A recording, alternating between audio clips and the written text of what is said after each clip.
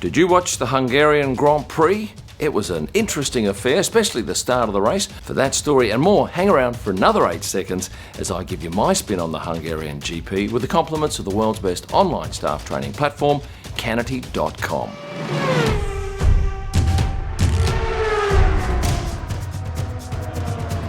I was positioned at the first corner, not on the tower, but just around the corner, so I get them making that right-hander.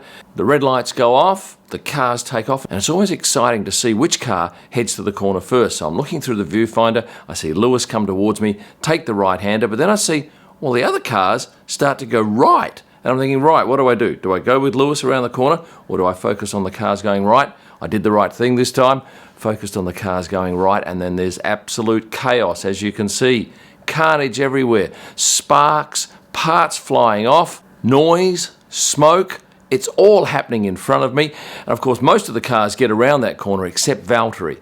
Valtteri comes to a stop about 40 metres from me, so I grab both of my cameras and I move over to this wide gap that allows us an unfettered view of Valtteri.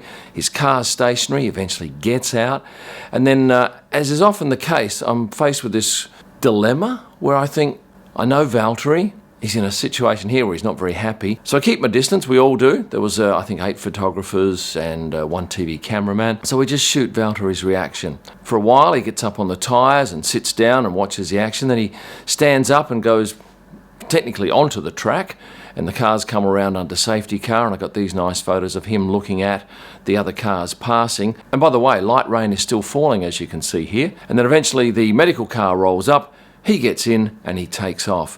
So that was the start of my 2021 Hungarian Grand Prix. A pretty exciting start, but that wasn't the only crash I captured. I got 2 others. The crash with Yuki Tsunoda, where he ended up going backwards into the fence at turn 4. I had a 600mm lens on, so I shot him coming up the hill, and then as he kept going, he didn't take the left-hander. He becomes too close for me to shoot, and then eventually I get him as he runs backwards into that fence.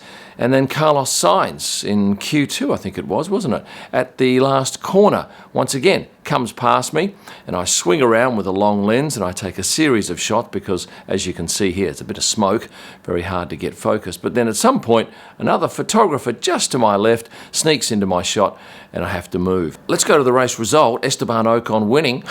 The bookies would have paid out big odds on that. Did you back it? Did anyone back Esteban Ocon to win the race? I would have thought very few people. But then we're faced with the situation where there are a whole lot of team people in our way and we can't get a clean shot of Esteban. In the end, I had to hold my camera over my head, stick it through a hole and shoot blindly with my finger on the autofocus button, just hoping to get some shots. And luckily, I did. And Seb, true gentleman he is, was straight over to Esteban to give him a hug and congratulate him. Really lovely scenes. And then, of course, on the podium, it was the normal joy. And I got this series of images of him coming out absolutely pumped. Because you only win your first Grand Prix once.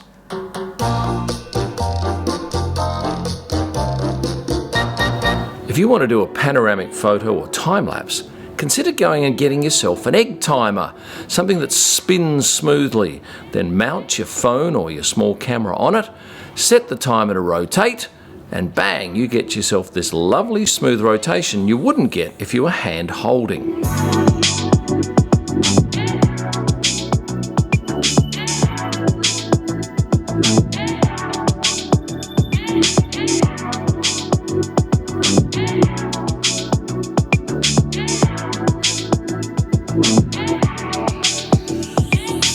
I will tell you, Alpine didn't expect to win that race.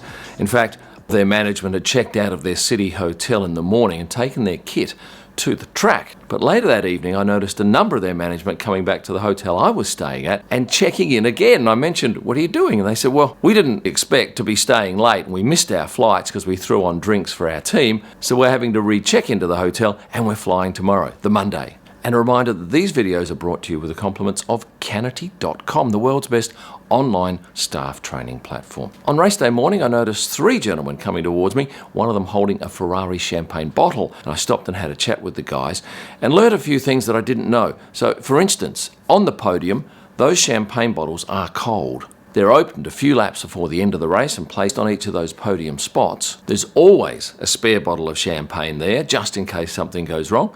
They are Jeroboams, in other words, they're 3-litre bottles, 4 times the size of a normal champagne bottle, and the one that you're looking at here was actually for the winning team. Like Britain, we had plenty of fans. I don't think it was a full house, but gee, it wasn't far short of it. And what I've noticed about the demographics of the fans in Budapest, there seem to be a lot more younger women interested in the sport. Some interestingly dressed, lots with signs, and all passionate. So what I'm starting to do now is if I hang around between the driver's parade and the grid, I take photos of people in the stand and I instantly put them up on ProStar Pics. So if you're at a race and you see me and I take your photo, I will put those up instantly on ProStar Pics. And if you want, you can get on there and buy it.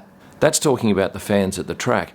The ones away from the track are equally as enthusiastic, and I'll tell you that the Ritz-Carlton and the Kempinski hotels housed a few of the drivers over the weekend, and every night there were hundreds of people hoping to catch a glimpse, a selfie, an autograph of their favourite driver. Most of the fans were camped outside the Ritz-Carlton. Kempinski's only a block down the road, so as soon as they see someone like a Carlos in his silver Ferrari, you'd have this surge of maybe 250 people race from that property, the Ritz-Carlton, to the Kempinski, and they'd all hang around. Carlos was brilliant with the fans. I think on the 2 nights that I was out there, and probably the 3rd and maybe even the 4th, he obliged as many as he could.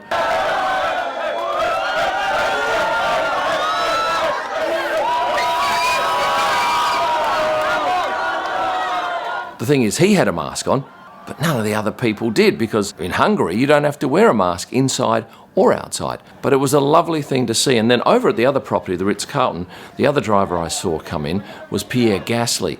He probably had a bigger crowd than Carlos, and he worked that crowd for a good 10 minutes before he headed inside. Can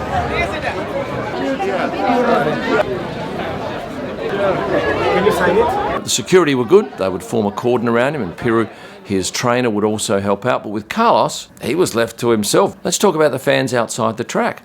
They would be waiting as long as those fans outside the hotels. Hours.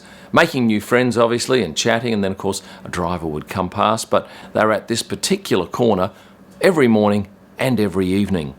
He forgot his pass on race day morning, which meant he couldn't get into the paddock. So normally a driver will walk straight past us through the swipe gates and they're gone, and you get 15 seconds of exposure to them. When something like this happens, though, he gets to sit down, stand around, and he has to wait for Marcus or one of the security guys to come and let him in. In that case, we've got minutes to shoot him, and at some point we go, we've got enough, and we leave him alone. But it's a funny thing when you've got 4 or 5 photographers all clamouring around, cameras low, cameras high. But they all seem to wear it, and we get the shots we like. You get to see the pictures of those drivers that perhaps you wouldn't normally see. Captured Kimi Räikkönen coming in with his family, and that was the first time I saw Kimi the whole weekend. He had his wife Mintu and his son Robin and his daughter Rihanna. And as you can see here, he carries in Rihanna, and Mintu is having to be very careful where she treads because it's wet. She's having to stand on her toes so she doesn't get her dress wet. But in the end, she made it into the hospitality suite, and so did her family. And Yuki Tsunoda, shot him on most of the days coming in with his trainer Noel Carroll, this time in a shirt he'd obviously just unboxed, because you can very clearly see the creases. And that day he went into the paddock, came back, and I said, "What are you doing out here?" And he says, "I forgot my phone." And he went to go to his car, and then he said, forgot the keys, so he had to go back in again. Now, I can't see Lewis Hamilton going out to his car to get anything. He'd probably send Angela out for that. And what was Lewis wearing? Here's a selection of his outfits over the 4 days. He, I believe, owns all these outfits, although he does have a stylist who is pointing him in the right direction. Always colourful, always interesting, and a great topic for discussion. This race, I actually asked a handful of drivers to sign some prints that I'd had done, which they all kindly did. But on the Sunday, I had to laugh because both Sergio and Valtteri carried their envelopes from the car into the track. And when I asked those drivers to sign those prints, I always put in an extra one and say, "Look, you're welcome to use that for whatever you want." And when I asked Seb's trainer if he kept the freebie, he said, "No, give it away." So I did. I gave it away via a video I did on Thursday night, and it was presented to this young lady, a local, on Sunday night at the Kempinski Hotel. And she was pretty happy about that. Now, you might have heard about Seb surprising a couple that were getting married. I'll tell you the story. This gentleman here is on a flight. He's on the same flight as Seb from wherever to Budapest. The guy sees Seb, goes up, gives him a note and says, "Look, I'm going to propose to my girlfriend at 7:30 on Thursday night. Would you please come out and surprise her?" At 7:27, The couple are out there. He goes down on one knee, proposes to his girlfriend. She says yes. And then at 7:30, a couple of minutes later, the photographer taking the photos noticed someone about to walk into shot, and he's just about to say, hang on, I'm taking some photos, and then realizes, oh, that's Sebastian. But you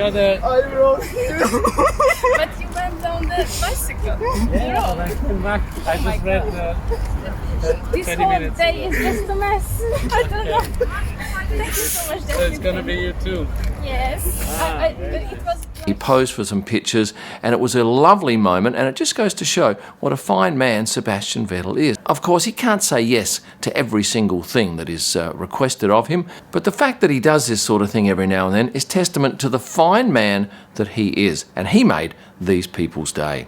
Thanks for watching this video. Now I'd like you to press the like button, the subscribe button, and remember, if you're a VIP member of the channel, you not only get regular wallpapers and a whole lot of other freebies, including access to videos that no one else gets to see, you also get a number of raw images every race to go and edit. My F1 photo books are available at kimillman.com, along with a whole new range of merchandise, including these new face masks. You can download all of my images for editorial or personal use at prostarpics.com, and for my best images live from the track and all during the week, head to Instagram and search at Kim Illman. Thanks for watching, and stay passionate.